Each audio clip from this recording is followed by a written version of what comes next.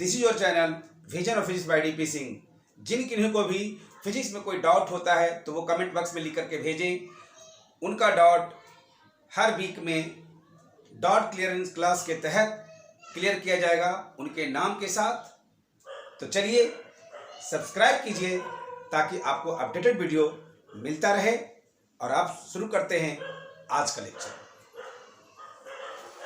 Type third था problem based on and wire. Second type तक पहले लेक्चर में हम कर चुके थे, आज थर्ड टाइप।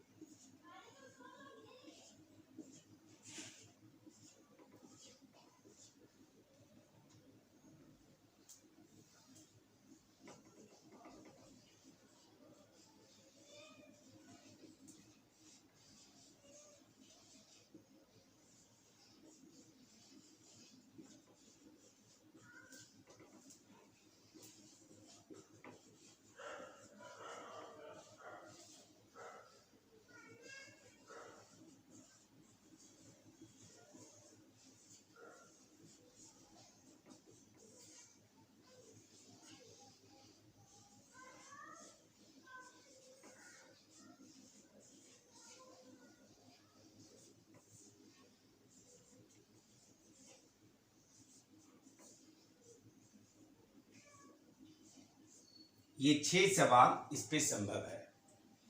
एंड वायर का कॉन्सेप्ट ये है, ओपन सर्किट,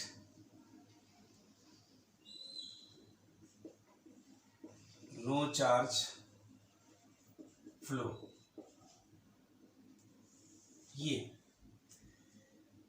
मतलब ये कि जैसे आप ऐसे भी इलेक्ट्रिक करंट में आप जानते हैं, किसी वायर को पकड़कर आप लटक जाए, हैंग हो जाए तो आपको इलेक्ट्रिक शॉक नहीं लगेगा क्योंकि क्लोज लूप नहीं बनेगा। यही वजह है कि हम लोग किसी बिजली मिस्त्री को काम करते देखते हैं तो अपने पैरों में वो स्लीपर पहन करके बिजली के तार को ऐड कर देता है, कुछ भी करता है तो उसको इलेक्ट्रिक शॉक नहीं लगता है क्योंकि उसके इस पैर से करंट आता है और फिर स्लीपर से नॉन कंडक्टर होने माने इंसुलेटर होने के कारण करंट आगे नहीं बढ़ता है, दूसरे पैर से क्लोज लूप नहीं बनाता है, और जब नहीं बनाता है तो इलेक्ट्रिक शॉक नहीं लगता है।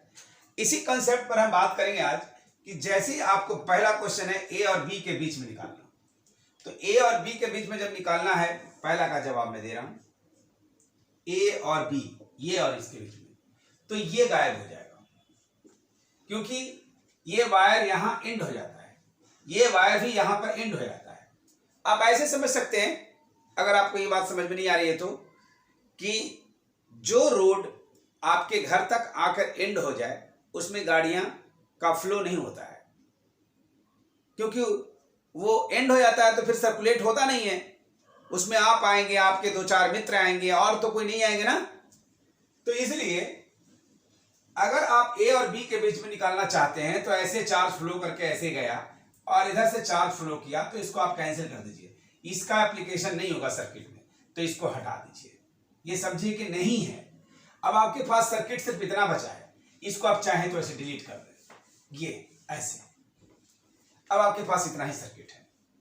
तो अब क्या हुआ, ये तीनों सीरीज में, तो तीनों सीरीज में है तो सी सी सी सी बाई 2 ऐसा बन जाएगा।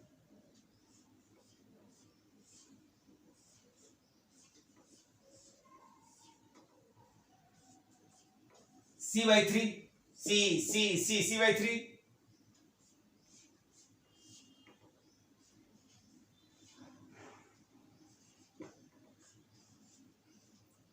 और ये C और ये C और ये C। अब ये दोनों आपस में कैसा हो गया, पैरेलल, और फिर ये सीरीज में। तो ये दोनों पैरेलल में हो गया, तो इसका दिस इंप्लाइज क्या हो जाएगा, देख लीजिए, ये दोनों को जोड़ दीजिए, C/3 यानी 4C/3। अब आपका ये पूरा हो गया 4C/3, ये C और ये C तीनों आपस में सीरीज में, ये देखिए ऐसे। तो आपको C इक्विवेलेंट हो जाएगा 1/C, ये वाला C, प्लस 1/C, ये वाला C, प्लस 1/4C/3, मतलब ये पूरा। So this is equal to 1/C 3/4C। So this is equal to 4C, यहां से 4 टाइम्स प्लस 3,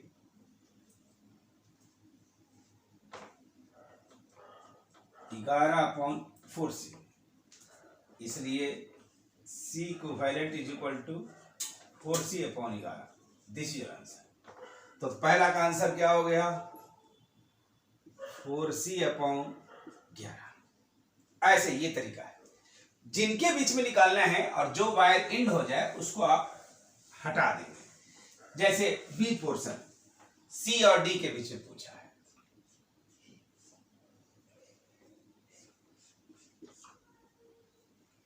ये C हो गया, ये D हो गया, इसके बीच में, तो इस बार ये कट जाएगा और फिर ये ऐसा ही हो जाएगा जैसा अभी बनाए हम लोग, बिल्कुल उसी के जैसा हो जाएगा। तो ये भी आंसर आएगा 4C/11। और अब देखते हैं तीसरा, A और D, ये A है, ये D है, तो ये दोनों कैंसिल हो जाएगा, ये दोनों में एंड हो गया, यहां जाने का क्लोज लूप बनाने का रास्ता नहीं है, ये एंड हो गया, तो ये दोनों गायब हो जाएगा। तो तीसरा का देखिए, सॉल्यूशन करके दिखाते हैं। A एंड D ऐसा A D, ये कैंसिल, ये हटा दीजिए, बाकी सब रहेगा। ऐसे देखिए,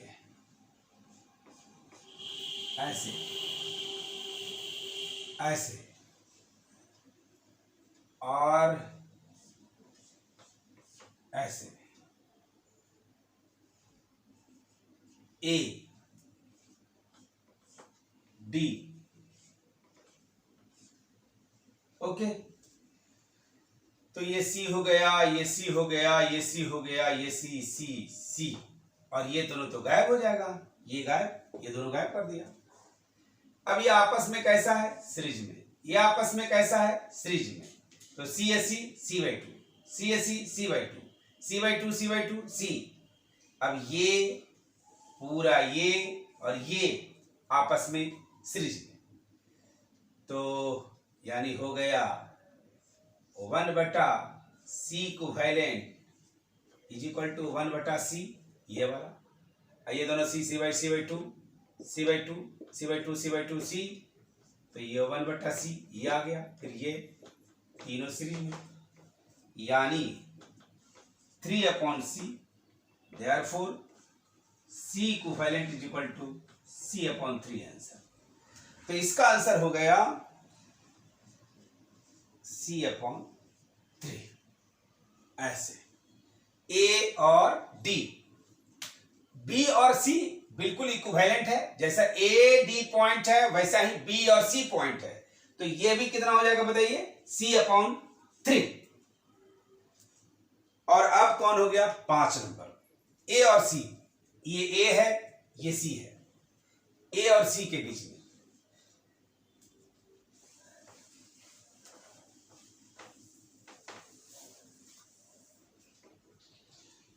A और C के बीच में, तो ये गायब हो जाएगा और ये गायब हो जाएगा, तो क्या बचा,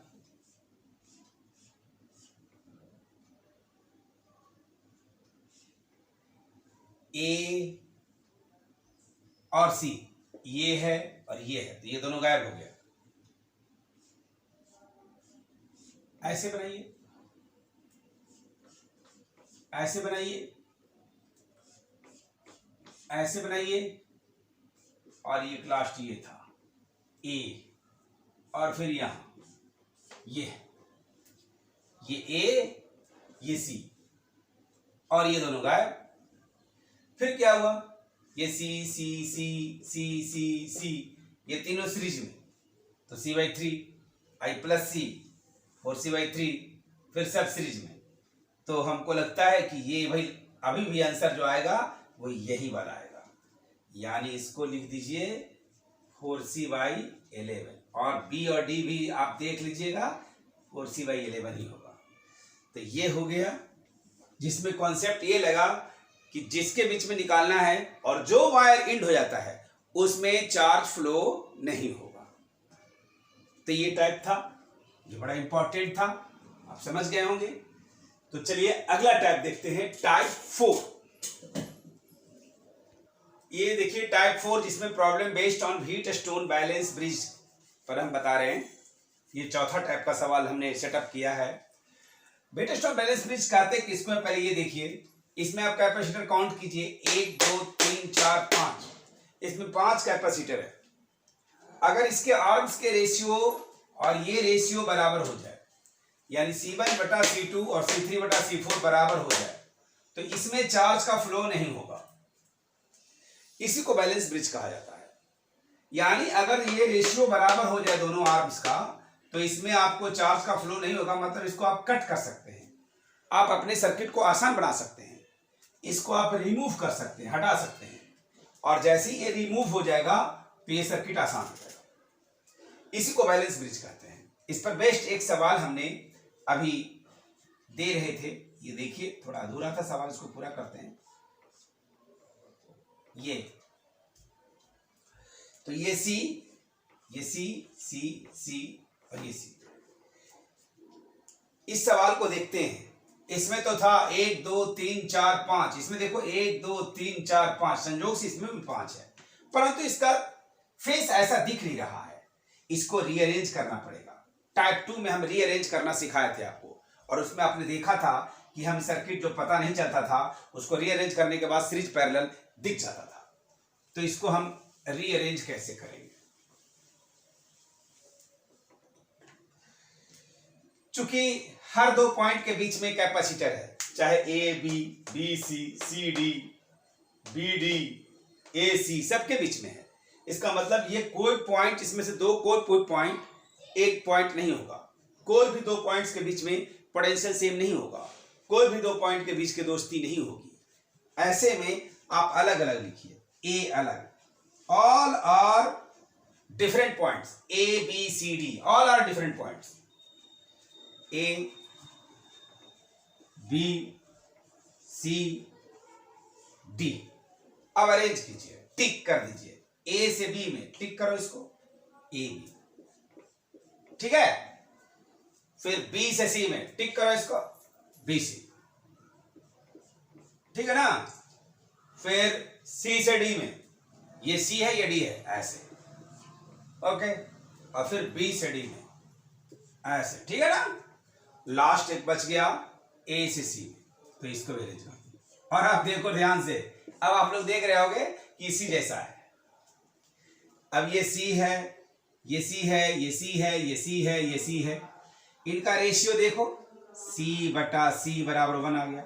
इनका रेशियो देखो, C/C बराबर 1 आ गया। तो ये दोनों रेशियो बराबर आ गया। बराबर जैसे आया, इसमें नहीं फ्लो होगा, यानी इसको मिटा दीजिए, ये बेकार हो गया। अब आप इसके बीच में आपको निकालना है इक्विवेलेंट कैपेसिटी। कैसे निकालोगे, ये दोनों आपस में कैसा है, सीरीज है। तो C और C क्या हो जाएगा, C/2, फिर C और C क्या हो जाएगा, C/2, तो ये C/2 हो गया, और ये भी C/2 हो गया, और दिस इंप्लाइज C, क्योंकि पैरेलल में रहता है तो फिर जुड़ जाता है। तो आप ऐसे भी दिमाग में रख सकते हो कि जब इक्वल कैपेसिटर से बना हुआ बैलेंस ब्रिज होता है तो उसका आंसर इक्विवेलेंट कैपेसिटी एक इंडिविजुअल कैपेसिटर के बराबर होता है। ये सब सी से पांचों से बना हुआ था, तो इसका आंसर सिर्फ सी हो गया। समझ गए? तो बहुत अच्छा टेक्निक है। दूसरा सवाल देखते हैं।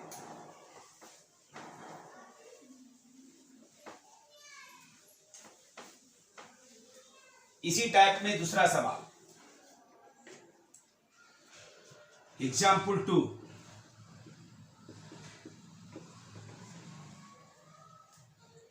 ये एग्जाम्पल 2 में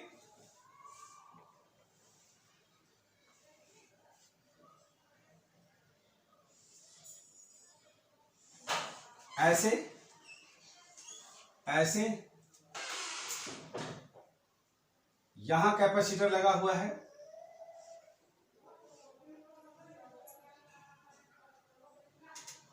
यहां कैपेसिटर लगा हुआ है,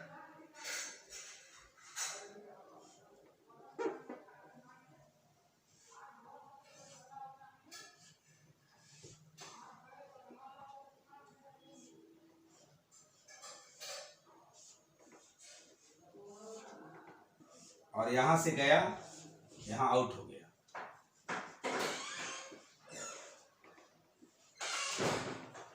सब सी है। अभी तो मैंने आपको बताया था कि बैलेंस ब्रिज होने में 5 कैपेसिटर की आवश्यकता होता है। यहां थोड़ा सा काउंट करके देखो, 1 2 3 4 5 6, तो लो 5 से ज्यादा हो गया, 6 हो गया। तो क्या ये बैलेंस ब्रिज है? तो भाई अधिक भी हो सकता है। तो जब अधिक होगा इसका मतलब है कि कोई एक को छोड़ दो तब बैलेंस ब्रिज हो जाए, ऐसा भी तो पॉसिबिलिटी है। इसलिए आप इसको समझ सकते हो।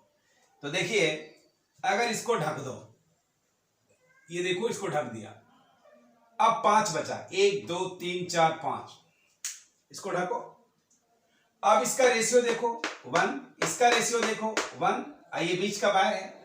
तो ये 1 2 3 4 5 मिल करके बैलेंस ब्रिज बना रहा है।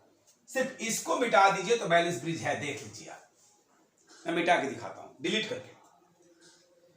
अब ये सब सी से बना हुआ है। अभी मैं बताया था कि अगर कोई बैलेंस ब्रिज का सारा कैपेसिटर इक्वल हो, यानी सब सी से बना हो या कोई भी इक्वल हो, तो एक कैपेसिटर का जो कैपेसिटी होगा वही आंसर होगा। अगर ये सी से बना तो पूरा का क्या हो जाएगा? सी। लेकिन यहां भी तो है, यहां भी तो सी है एक, तो ये पूरा हो गया सी और उसके पैरेलल में हो गया सी, तो सी है सी 2C। तो इसलिए आंसर क्या हो जाएगा? C plus C, this implies 2C।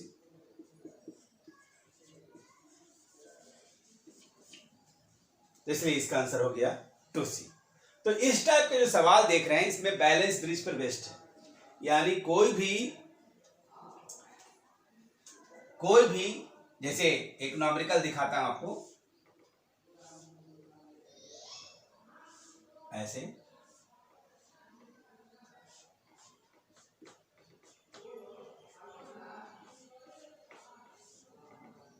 यहां से गया, यहां से निकला 10 माइक्रोफैराड, 10 माइक्रोफैराड, ये भी 10 माइक्रोफैराड, ये भी 10 माइक्रोफैराड, ये भी 10 माइक्रोफैराड। तो डायरेक्ट आंसर करो। आंसर क्या होगा? बैलेंस ब्रिज है, देखो 1 1 डायरेक्ट 10 माइक्रोफैराड आंसर। ये मैं बता रहा था, इक्वल से पहले तो डायरेक्ट आंसर करो, न्यूमेरिकल लेकर दिखाया मैंने। तो ये था टाइप हम लोग का 4। टाइप 5, ये टाइप देखिए, इसमें हमने शॉर्ट सर्किट पर बेस्ड सवाल को अरेंज किया है। तो शॉर्ट सर्किट का अर्थ क्या होता है समझते हैं पहले। मान लीजिए ये कैपेसिटर है और इसके ऊपर से कोई वायर गुजरा है। इसका अर्थ क्या है कि कोई जो चार्ज जाएगा वो इस कैपेसिटर से होकर के नहीं जाएगा, ये सब ऊपर से फ्लो कर देगा। कंडक्टर है, क्योंकि इसमें कोई तरह का रेसिस्टेंस ऑफर नहीं होगा, विरोधाभास नहीं होगा। कैपेसिटर तो फिर भी कुछ रेसिस्ट करेगा, ये नहीं करेगा, इसलिए सारा का सारा चार्ज ऐसे फ्लो हो जाएगा। इसी को बोलते हैं शॉर्ट सर्किट, है ना। बड़ा सिंपल ढंग से आपको जाने का 2 वे है। एक वे से ये 2 रास्ता है। मान लो इधर से जाने वाले हर इंसान को हॉकी स्टिक से माने उसको स्वागत किया जाता है, और इधर से जाने वाले को इतना बड़ा बड़ा साइज का रसगुल्ला दिया जाता है। आप बताइए आप किधर से जाना पसंद करोगे? निश्चित रूप से इस साइड से, ताकि इधर जाने से रसगुल्ला भी मिलेगा, हॉकी स्टिक लगेगा भी नहीं, और इधर से जाएंगे तो विरोध करना पड़ेगा, भाई हॉकी स्टिक लगेगा। तो स्वाभाविक है कि उसी तरह से शॉर्ट सर्किट का मतलब है कि इसके ऊपर ओवर ब्रिज जो बनाया सारा चार्ज ऐसे फ्लो कर जाएगा और ये कैपेसिटर बेकार हो जाएगा। इसी कॉन्सेप्ट का नाम है शॉर्ट सर्किट। इस पर बेस्ड एक हम सवाल अभी दिया है आपके सामने। तो ये देखिए, इस कैपेसिटर के ऊपर से गुजारा गया है, तो इसको आप क्या करें, कैंसिल, खत्म। समझ लो कि सर्किट में ये कैपेसिटर है ही नहीं, बिकॉज ये this capacitor gets short circuited, therefore it should be remove. इसको हटा देना चाहिए। अब आपके पास 1 2 3 ये 3 कैपेसिटर बच रहा है, जिसमें से आप बताइए ये दोनों आपस में कैसा है, सीरीज में, और उसके साथ ये कैसा है, पैरेलल में। तो क्या करेंगे, C इक्विवेलेंट C मतलब ये दोनों का प्लस C, या इसको ऐसे कर दीजिए, C/2 हो गया डायरेक्ट। ये दोनों आपस में सीरीज में, तो C/2, और उसके साथ ये पैरेलल में, तो C इक्विवेलेंट हो गया C plus C/2, this is 3/2 C answer. तो ये कॉन्सेप्ट अगर आप समझ गए तो आपको फिर कोई प्रॉब्लम नहीं होगा। नहीं तो आप बड़ा कंफ्यूज होते रहेंगे कि इसका क्या करें, इसका क्या अर्थ है, इसका मतलब नहीं समझते हैं, तो आपको बहुत यही सवाल बहुत कॉम्प्लेक्स लगेगा, क्योंकि दिमाग नहीं काम करेगा। और ये समझ गए हैं तो इसको बस उड़ा दीजिए, बाकी को देख लीजिए, बन गया सवाल।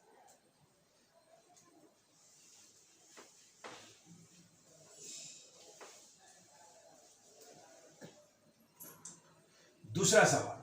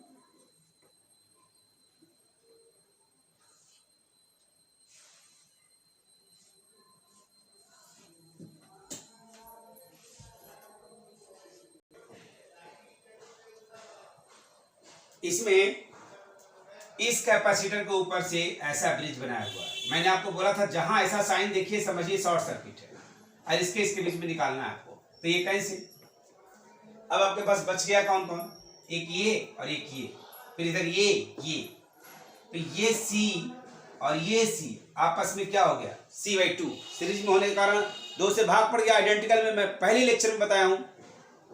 फिर ये C और ये C भी क्या हो जाएगा, C/2। तो अब हमारे पास हो जाएगा C इक्विवेलेंट, इन दोनों का C/2 लिख देंगे। ये तो ऑलरेडी C है, और फिर ये दोनों का भी C/2, क्योंकि ये पूरा एक साथ, ये और ये तीनों आपस में पैरेलल, इसलिए हमारे पास हो गया 2C। ये आंसर। तो ये शॉर्ट सर्किट का बड़ा तगड़ा कॉन्सेप्ट है। अगर इसी सवाल में हम ये जो बनाए थे अभी सवाल, इसको थोड़ा सा देखिए, थोड़ा सा टिपिकल करता हूं कि अगर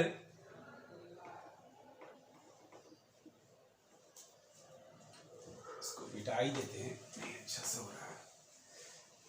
अगर इसी सवाल को हम एग्जाम्पल 3 के लिए लें,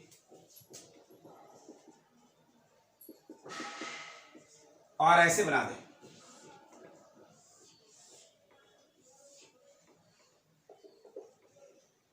यहां यहां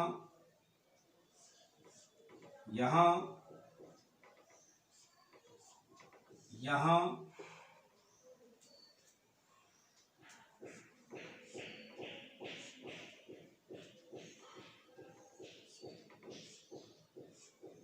यहां और एक ऐसा, और यहां से एक ओवरब्रिज बना दीजिए।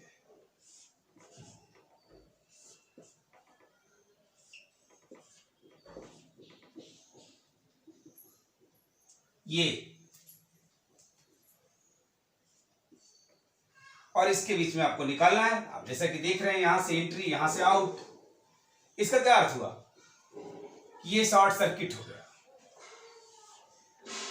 अब ये दोनों शॉर्ट सर्किट हो गया। विद्यार्थी समझते हैं कि एक के ऊपर ब्रिज तो एक गायब, दो के ऊपर ब्रिज तो दो गायब, ये दोनों को गायब कर देते हैं और कहते हैं C C C by two, C C C by two, C by two, C by two C, जो गलत है। इसके ऊपर से जब गुजरा, इसका मतलब है कि चार्ज ऐसे जाएगा, ऐसे फ्लो करके यहां पहुंच जाएगा। तो फिर आप कैसे सोचे कि इधर से जाएगा चार्ज? तब इस तरफ से नहीं जाएगा, इस तरफ से भी नहीं जाएगा, सब के सब चार्ज ऐसे चला जाएगा। ये सब के सब शॉर्ट सर्किट हो गया।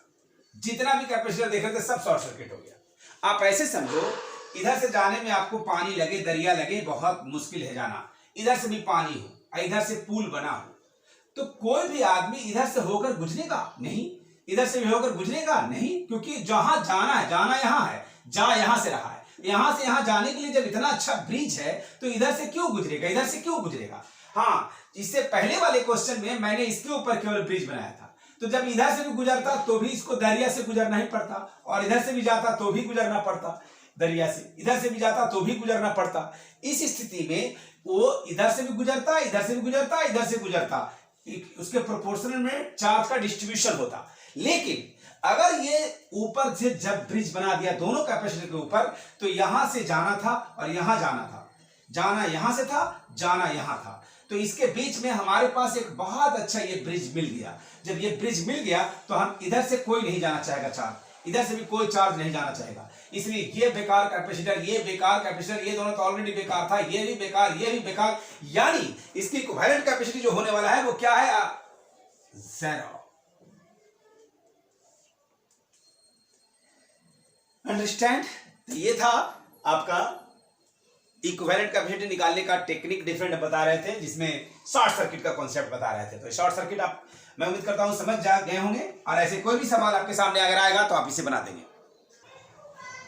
और अब पिछले लेक्चर में पूछा गया सवाल ए और सी, इसके बीच में जो भी पॉइंट था, इसके बीच में आपको इक्विवेलेंट कैपेसिटी निकालना था। तो ये देखिए, ये सारा जो है ए बी सी डी एक ही पॉइंट हो जाएगा। ये इसके बीच में कैपेसिटर नहीं है, इसके बीच में भी नहीं है, इसके बीच में नहीं है, इसको ओ मान लीजिए, तो ओ अलग पॉइंट हो जाएगा। तो आपको निकालना है ए और सी के बीच में। आप अरेंज करेंगे तो ऐसे कैपेसिटर हो जाएगा। ये सवाल पिछले लेक्चर में हम करवाया था, लेकिन यहां से एंट्री और यहां से आउट करता तब तो ये आंसर 4C होता, लेकिन ए से इंटर कर रहा है, सी पर आउट हो रहा है, मतलब ए इसी से निकल रहा है, इसी पॉइंट से जा भी रहा है, इसी पॉइंट में आ रहा है। इसका मतलब है कि इसका आंसर 0 होगा, क्योंकि इसके बीच में थोड़ी ना पूछा जा रहा है, इसी के बीच में पूछ रहा है। तो इसके बीच में तो कोई कैपेसिटर है ही नहीं, ए और सी के बीच में कोई कैपेसिटर नहीं, तो आंसर क्या होगा? 0, जो ऑप्शन था सी, जिसका आंसर था 0। तो ये पिछले लेक्चर में हमने पूछा था सवाल, बहुत अच्छा सवाल था, बहुत बच्चे सही जवाब देते भी हैं।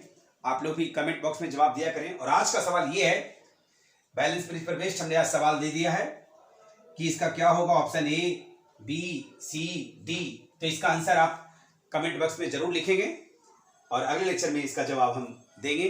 Thank you.